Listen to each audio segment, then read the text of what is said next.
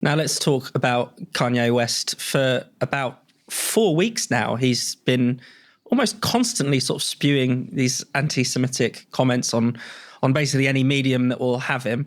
Tom, what have you made of it? Because there's sort of two sides to this. There's the horror of what he says, and then there's the actually quite horrible response to sort of cancel him and shut him down. No, exactly. And you find yourself in a tricky situation whenever you have a kind of instance of cancel culture, which isn't about someone being taken out of context or things dredged up or, you know, people saying something that actually most people find entirely acceptable, but great and good of design. This is not a case like that. You know, as you say, the things that he's been saying, that tweet about how he wants to go DEFCON 3 on the Jews, and basically he essentially seems to be convinced that music record executives that inform the media that essentially the Jews have been out to get him in one way, shape or form. He seems to have kind of also pickled himself in sort of black nationalist American rhetoric, which can often be quite anti-Semitic.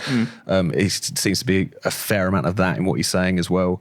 Also, it's just in a very Kanye West sort of fashion, is very strange, specific. Now, obviously, it's worth saying this man is, even though he denies it, is quite seriously mentally ill. I think that's quite, you know, or at least seems to be going for a tricky time with his mental health at the very least. He claims it's a Jewish doctor who diagnosed him with that, and therefore it can't be trusted. To try and bring him down. So that's worth noting, I suppose. But you can't get away from the fact that what he's been saying has been deeply anti-Semitic.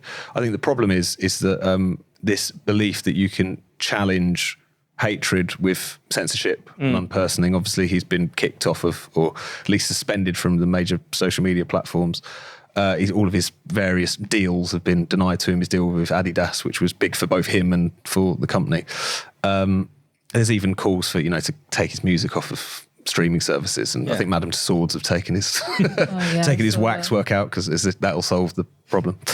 And obviously no one has a God-given right to lucrative deals and so on, but at the same time it's just clear that people really think this is the way that you deal with a problem like this. That it is just by censorship, shunning, not really having the argument that you deal with this kind of hatred. And it's clearly done nothing to make Kanye West change his mind. Any of the people who might be looking at him thinking he's got a point are going to feel kind of vindicated, really.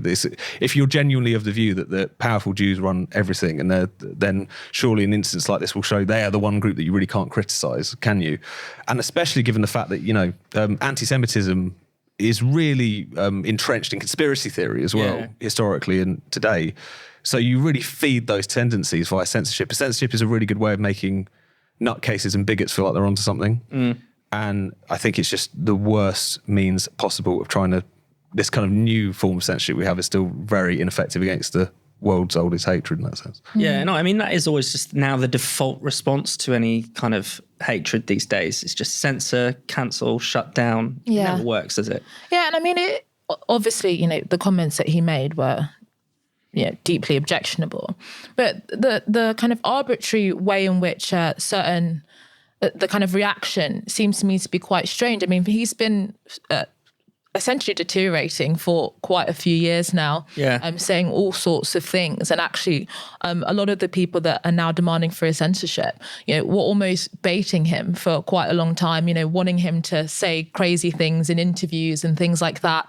And so I think it is quite sad that he is now just, you know, this figure that is almost just pariah figure. Exactly, this pariah figure. And as has been said, censorship doesn't work. You know, he hasn't changed. He's probably now more isolated and paranoid than before. And I think that is a really unfortunate downfall, really.